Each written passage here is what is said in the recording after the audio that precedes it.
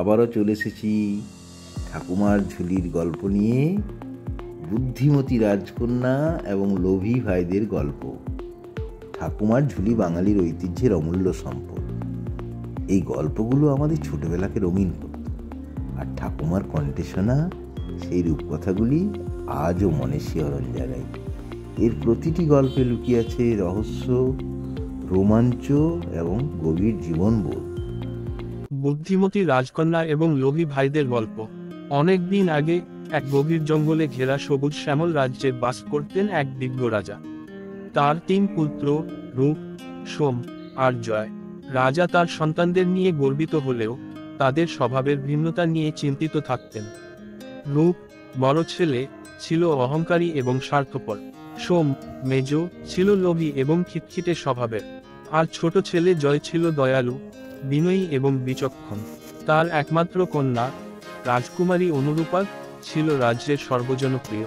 তার বুদ্ধি ও উদারতা তাকে সকলের প্রিয় করে তুলেছিল। অনুরূপা দিনে গ্রামে ঘুরে দরিদ্রদের সাহায্য করত এবং গ্রামবাসীদের সমস্যা সমাধান করত। একদিন বৃদ্ধ রাজা ভাবলেন, তার পরবর্তী উত্তরাধিকারী কে হবে তা যাচাই করার সময় এসেছে।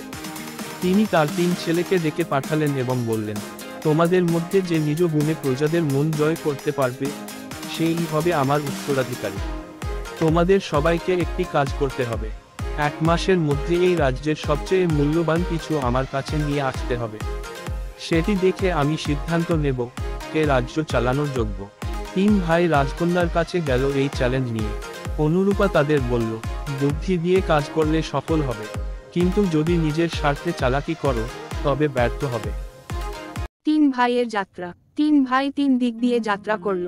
রূপ সুন্দর একটি রত্ন খুঁজে পেল, যা গভীর জঙ্গলের এক ধনী বণিকের কাছ থেকে জোর করে কেড়ে নিয়েছিল। সোম একটি দামি সোনার মুকুট নিয়ে এলো, যা সে প্রতারণার মাধ্যমে এক বৃদ্ধ সন্ন্যাসীর কাছ থেকে নিয়েছিল। কিন্তু জয় কিছুই পায়নি। একদিন জয় জঙ্গলের এক প্রান্তে ক্ষুধার্ত এক বৃদ্ধাকে দেখল। সে নিজের কাছে থাকা অল্প খাবারটি তাকে দিয়ে দিল। বৃদ্ধা আনন্দে বললেন, তুমি দয়ালু এবং সৎ। আমি তোমাকে এমন একটি উপহার দেব যা তোমার জীবনের সবচেয়ে মূল্যবান সম্পদ হবে। তিনি একটি ছোট্ট মাটির প্রদীপ দিলেন এবং বললেন, এই প্রদীপে লুকিয়ে আছে মানুষের ভালোবাসা এবং আস্থা। এটি যে পাবে তার হৃদয় খুশির আলো জ্বলে উঠবে। জয় সেই প্রদীপ নিয়ে রাজপ্রাসাদে ফিরে এলো। চূড়ান্ত পরীক্ষা।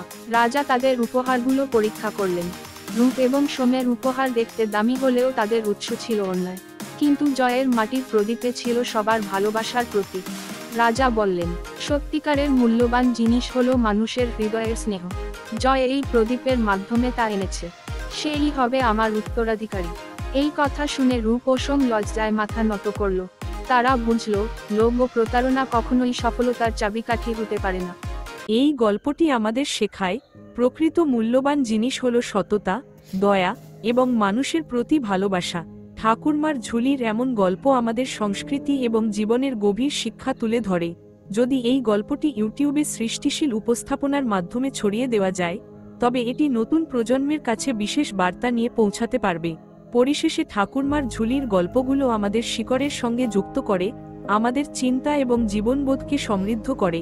এই গল্পগুলো যুগ যুগ ধরে প্রাসঙ্গিক থাকবে এবং আরও বেশি মানুষের কাছে পৌঁছানো উচিত। সৃজনশীল ভঙ্গিমায়, নান্দনিক চিত্রায়নের মাধ্যমে এটি একটি অসাধারণ গল্প।